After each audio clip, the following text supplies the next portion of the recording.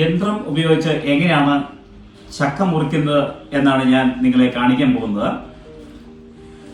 ഇതാണ് ഞങ്ങളുടെ ചക്ക മുറിക്കുന്ന യന്ത്രം. മാനുവൽ യന്ത്രമാണ്. ഇതുകൊണ്ടാണ് ചക്ക മുറിക്കാൻ പോകുന്നത്. വളരെ ഈസി ആയിട്ട് ചക്ക മുറിച്ച് തുണ്ടുമാക്കുന്നതിന് ഹെൽപ്പ് ചെയ്യുന്ന ഒരു ചെറിയ യന്ത്രമാണ് ഈ ചക്കമുറി യന്ത്രം. ഇതാണ് ചക്കമുറി യന്ത്രം. ഒരു ചെറിയ യന്ത്രമാണ്. മെക്കനൈസ്ഡ് അല്ല, മാനുവലായിട്ടാണ് ഇത് പ്രവർത്തിപ്പിക്കുന്നത്. ഇതിന് ഇങ്ങനെ ഒരു വെട്ടുകത്തി പോലത്തെ ഒരു പാർട്സും അതുപോലെ ഇതിന് മറ്റൊരു സ്റ്റാൻഡും ഉണ്ട്. ഇതാണ് സ്റ്റാൻഡ്. ഈ സ്റ്റാൻഡിൽ ചക്ക വെച്ചിട്ടാണ് മുറിക്കുക. ഇപ്പം നമ്മൾ ഈ ചക്ക മുറിക്കാൻ പോവുകയാണ്. വളരെ സുരക്ഷിതമായിട്ട് വേണം ഈ ചക്ക മുറിക്കൽ യന്ത്രത്തിൽ കൈകാര്യം ചെയ്യാൻ. ഇതൊരു വാള് പോലെയാണ്. ഈ വാള് താഴേക്ക് വന്നു കഴിഞ്ഞാൽ വളരെ അപകടകരമായ ഒരു സിറ്റുവേഷൻ ഉണ്ടാകാം. അതുകൊണ്ട് വളരെ ശ്രദ്ധിച്ച് വേണം നമ്മൾ ഇത് കൈകാര്യം ചെയ്യാൻ. കൈ അടിക്കൊണ്ട് വെക്കുകയോ വെട്ടുകത്തി അപ്രതീക്ഷിതമായിട്ട് താഴോട്ട് വരികയോ ഒന്നും ചെയ്യാൻ പാടില്ല. വളരെ സുരക്ഷിതമായിട്ട് വേണം ചെയ്യാൻ. അപ്പോൾ ഇത് ഞാൻ ഒരു കടയിൽ നിന്ന് വാങ്ങിയതാണ്. ഇതിന്റെ വില 1250 രൂപയാണ്. അപ്പോൾ ഈ ചക്ക എങ്ങനെയാണ് മുറിക്കുന്നതെന്ന് ഞാൻ കാണിച്ചു തരാം. ഇപ്പൊ നമ്മൾ ഈ യന്ത്രം ഇവിടെ റെഡിയാക്കി വെച്ചിരിക്കുകയാണ്. ഇനി നമ്മൾ ചക്കയെടുത്ത് ഈ പ്ലാറ്റ്ഫോമിലേക്ക് വെക്കണം. അപ്പൊ ഞാൻ മുറിക്കാൻ പോകുന്ന ചക്ക ഇവിടെ വെച്ചിട്ടുണ്ട്. ഞാനത് എടുക്കുകയാണ്. ഈ ചക്ക എന്ന് പറയുന്നത് വിയറ്റ്നാം ഏർലി എന്ന പ്ലാവിൻ്റെയാണ്. അപ്പൊ നിങ്ങൾക്ക് എല്ലാവർക്കും ഈ ചക്ക കണ്ടു എന്ന് വിചാരിക്കുന്നു. ഈ ചക്ക വിയറ്റ്നാം ഏർലി വിഭാഗത്തിൽപ്പെട്ടതാണ്. ഈ പ്ലാവ് നട്ട് 2 വർഷം കൊണ്ട് തന്നെ കായ്ക്കുന്ന ഒരു പ്ലാവാണ് വിയറ്റ്നാം ഏർലി. ഇപ്പൊ ഞങ്ങള് വെച്ച പ്ലാവിന് 2 വർഷം ആയപ്പോൾ തന്നെ ഞങ്ങൾക്ക് ചക്ക ലഭിച്ചു. അപ്പൊ എന്തായാലും ഞാൻ ഈ ചക്ക എങ്ങനെയാണ് ഇപ്പൊ മുറിക്കുന്നതെന്നാണ് കാണിക്കാൻ പോകുന്നത്. ഇതൊരു പച്ച ചക്കയാണ്, ഇത് പഴുത്തിട്ടില്ല. അപ്പൊ ഈ യന്ത്രം ഉപയോഗിച്ച് എങ്ങനെയാണ് ഈ ചക്ക മുറിക്കുന്നതെന്നാണ് നിങ്ങളെ ഞാൻ ഇപ്പൊ കാണിക്കാൻ പോകുന്നത്. ഇതിപ്പോ ചക്ക ഇവിടെ ഇങ്ങനെ വെച്ചു. ഇനി ഈ ചക്ക ഈ പ്ലാറ്റ്ഫോമിൽ വെച്ചിട്ട് ഇതിന്റെ ഈ ലിവർ പോലെ ഉള്ള സാധനം കൊണ്ട് ഇതുണ്ടോ ഇങ്ങനെ പ്രസ് ചെയ്യണം. അപ്പൊ ഇത് രണ്ടായിട്ട് നമുക്ക് മുറിഞ്ഞു കിട്ടും.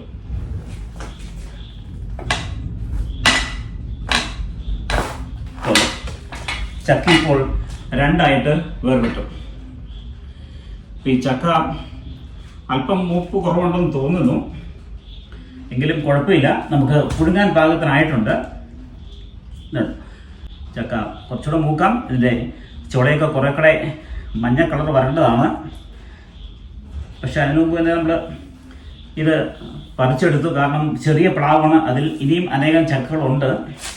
അപ്പോൾ ചക്കയുടെ ഭാരം കൊണ്ട് ഈ പ്ലാവിന് കേടുവരാതിരിക്കാൻ വേണ്ടിയാണ് ഞങ്ങൾ ഇപ്പം തന്നെ പറിച്ചെടുത്തത്. ഇപ്പം ഞാൻ ചക്ക ആദ്യം നടുവിൽ ഒന്ന് മുറിച്ചു. ഇനി ആ പകുതി മുറിയെ വീണ്ടും ഞാനത് മുറിക്കുകയാണ്. ഇവിടെ ഒന്ന് ചവിട്ടി പിടിക്കുന്നത് നല്ലതാണ്. ഇതാ ചക്ക മുറിയാണ് വീണ്ടും രണ്ടായിട്ട് മുറിച്ചിരിക്കുന്നു. അപ്പം ഈ രണ്ടായിട്ട് മുറിച്ച ചക്കയുടെ ഭാഗം ഞാൻ ഇവിടെ എടുത്തു വെച്ചേക്കാണ്. ഇനി ആദ്യം മുറിച്ച ചക്കയുടെ പകുതി, അടുത്ത പകുതി ഞാൻ എടുക്കുകയാണ്. അതിവിടെ വെച്ചിട്ട് വീണ്ടും മുറിക്കാൻ പോവുകയാണ്. ഇതാ മുറിച്ചു. എത്ര വലിയ ചക്കയും നമുക്ക് അനായാസം എങ്ങനെ മുറിക്കാൻ പറ്റും. ഇതിന് വീണ്ടും ചെറിയ കഷ്ണങ്ങളാക്കുകയാണ്.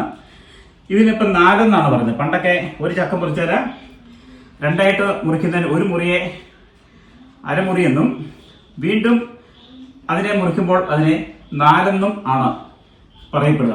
ഇതിപ്പം ചക്ക 4 എന്നാണ്. ഈ 4 വീണ്ടും നമ്മൾ ഒന്നുകൂടെ മുറിക്കുകയാണ്. അതായത് അതിനെ 8 എന്നാക്കുകയാണ്. ഇതാ ഇതിപ്പം ചക്ക 8ൽ 1 അതായത് 8 എന്നാണ് നമ്മൾ പണ്ട് പറഞ്ഞുകൊണ്ടിരുന്നത്. അതിനെ വീണ്ടും ഇതിനെ നമ്മൾ 8 എന്നാക്കുകയാണ്. ഇതിനെ വീണ്ടും 8 എന്നാക്കി. വളരെ എളുപ്പമാണ്. വളരെ എളുപ്പത്തിൽ നമുക്കിത് മുറിച്ചെടുക്കാൻ സാധിക്കും. അങ്ങനെ അപ്പം 8 പീസ് വരും. 1, 2, 3, 4 4 പീസായി. 4 വീണ്ടും 6.